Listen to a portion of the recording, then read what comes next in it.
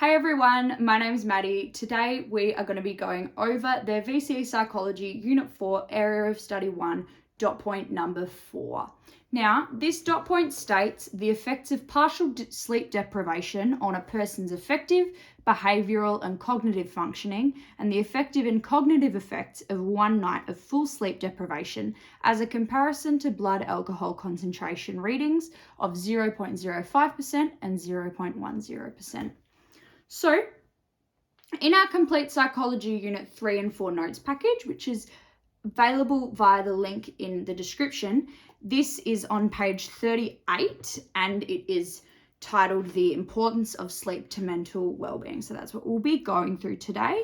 If you haven't purchased the notes yet, that's all good. I will also be showing it to you here.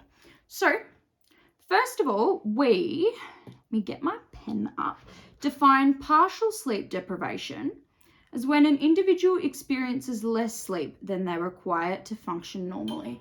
Now, this is different for different people. So for me, I might have less sleep than I require to function normally and therefore have partial sleep deprivation if I have less than 7 hours of sleep. For someone else, they might have partial sleep deprivation when they have less than 10 hours of sleep or when they have less than 5 hours of sleep. Literally everybody is different, and that's why we measure it as partial sleep deprivation rather than as less than 7 hours of sleep or some sort of quantitative measure of this.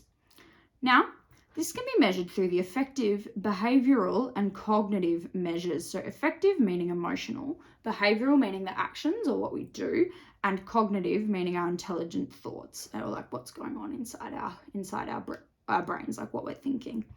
So these are sometimes called the ABCs of sleep deprivation. So we've got A, which is affective, B, which is behavioural, and then we have C. So we've got the ABCs of sleep deprivation. So remember that, so you can remember these. And then when you're doing your responses, you can just go A, B, and C. Obviously, you have to say that that's affective, behavioural, and cognitive, otherwise you won't get the mark. But you can just go through that acronym to be able to remember exactly what you've got to talk about. So total sleep deprivation is different to partial sleep deprivation as it describes someone having no sleep at all for a period of time. So total sleep deprivation is no sleep at all. Partial sleep deprivation is less sleep than required. Sleep deprivation can look like, and again here we have our A, B, and our C, the following. So our affective symptoms or traits of sleep deprivation are going to be someone feeling irritated or short-tempered, so quick to anger. You might get annoyed at people because of their emotions. For students, intelligence might be reduced and they might become more irritable, well, really for anyone, but this might particularly impact students. And you might have physical symptoms, or like not physical symptoms, but you might have, as an example of this, you might overreact to situations or have aggressive outbursts. So effectively, if you're trying to concentrate in class, you're going to be less able to do so.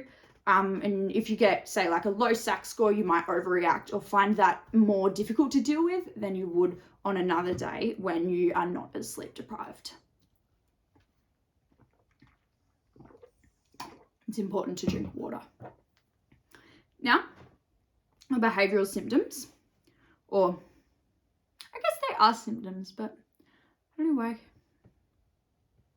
For behavioural traits, you might have people that take part in risk-taking or compulsive behaviours, which they wouldn't otherwise, and they can also have trouble controlling emotions. So if you are sleep deprived and you try and play a game of soccer, you might be less able to kick the ball, have lower hand-eye coordination. You might take more risks that you wouldn't take usually. Like you might, if you're sleep deprived, you might decide that it's a fine idea to like do something dangerous which you wouldn't do ordinarily, or something compulsive, so making a decision quickly which you wouldn't usually make or is out of character for you.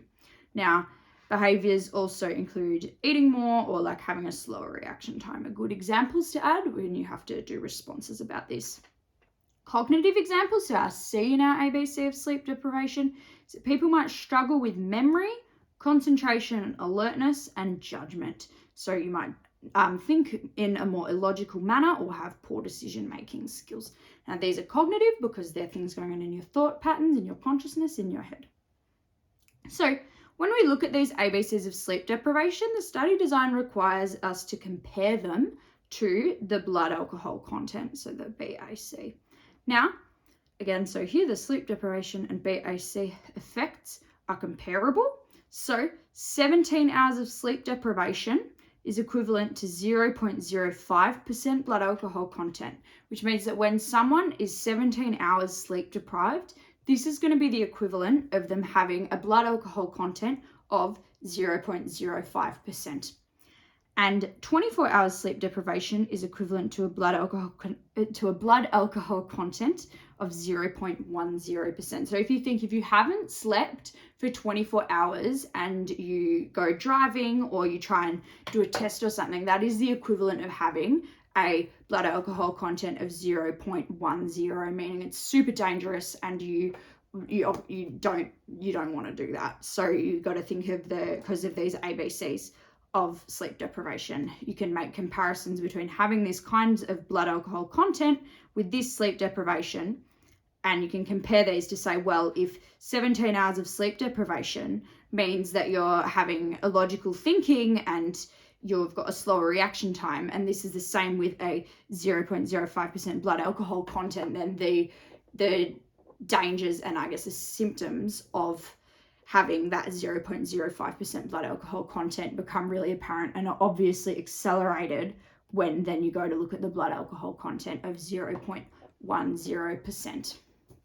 That pretty much covers it for this dot point. So thank you all for watching. Again, you can grab these notes via the link in our bio. Now, I recently completed VCE Psychology and am now studying psychology at university. So I offer one-on-one tutoring and like one-on-one support, which you can book via the link in the bio, and I would absolutely love to see you guys there. So next episode, we will be going over changes to a person's sleep-wake cycle that cause circadian rhythm sleep disorders. So the next study design dot point. So make sure you like and subscribe and turn your notifications on so that you'll be notified when that video comes out. And I absolutely cannot wait to see you there. Thank you so much. Bye.